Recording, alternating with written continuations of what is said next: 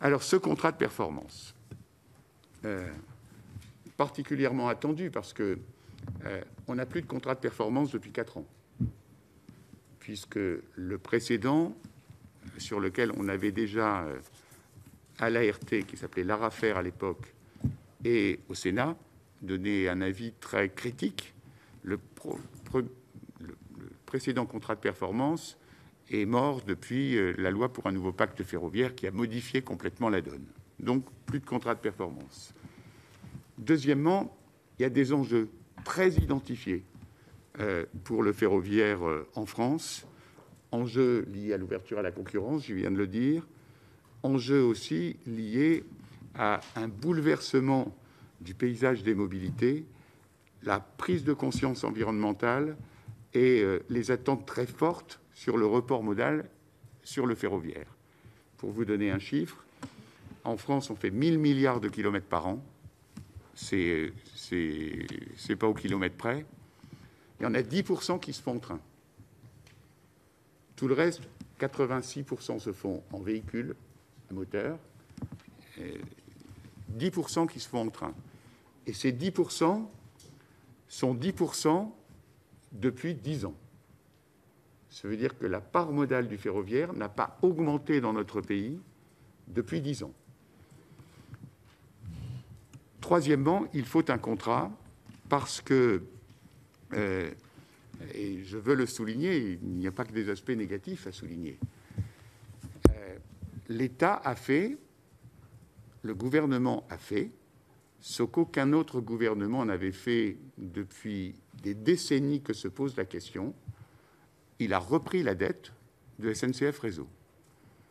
Et à partir du moment où il a repris cette dette de SNCF Réseau, grande partie de la dette, 35 milliards, il reste 22 milliards de dette à Réseau, mais 35 milliards, 25 milliards, puis 10 milliards, il a fait diminuer la charge des intérêts financiers pour Réseau d'une manière considérable.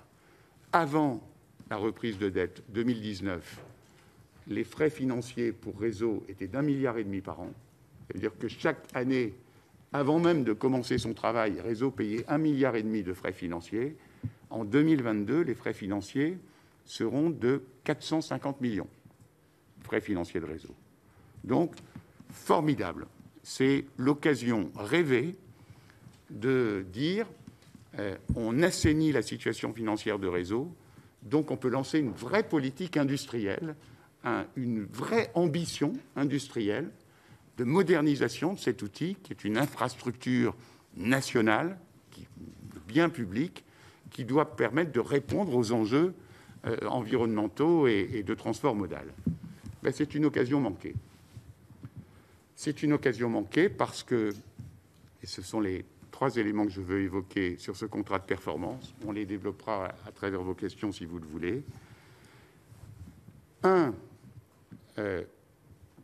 C'est un contrat d'assainissement financier.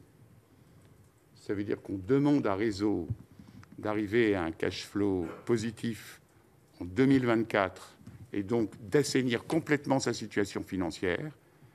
Et pourquoi pas? Mais derrière ça, il n'y a aucune ambition industrielle. Aucune ambition industrielle. Et derrière les grandes ambitions qui sont affichées en termes génériques au départ, dans la première partie du projet de contrat, il n'y a pas derrière ni l'ambition, ni les moyens de cette ambition inscrits dans les 10 ans qui viennent que couvre ce contrat de performance. J'en donne un seul exemple. Mais on pourrait en prendre d'autres. J'en donne un qui a sensibilisé les travaux de cette commission. Le fret ferroviaire.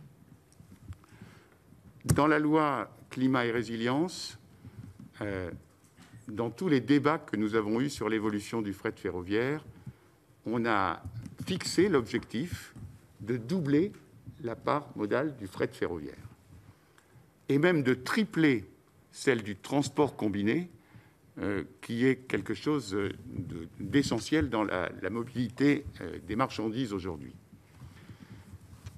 Cet objectif est réaffiché dans la première partie du contrat de performance.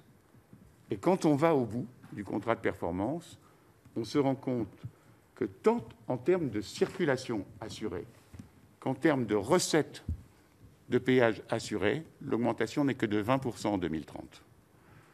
Ce qui veut dire qu'on se fixe l'objectif, on le réinscrit, mais on n'inscrit pas, on ne décide pas des moyens industriels et financiers qui les accompagnent pour pouvoir atteindre ces objectifs.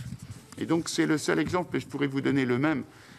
Jean-Pierre Farandou s'est exprimé en disant qu'il voulait doubler la part des voyageurs dans les 10 ans qui viennent. C'est un superbe objectif, mais rien dans les décisions qui sont prises sur la régénération du réseau, sur l'amélioration du réseau, sur la modernisation du réseau, sur la modernisation de l'accès à l'infrastructure, rien ne permet d'atteindre ces objectifs. Et donc ils sont toujours fixés, mais les moyens ne sont pas assurés, parce que c'est la logique financière qui a prévalu sans être accompagnée d'une logique industrielle, volontariste industrielle.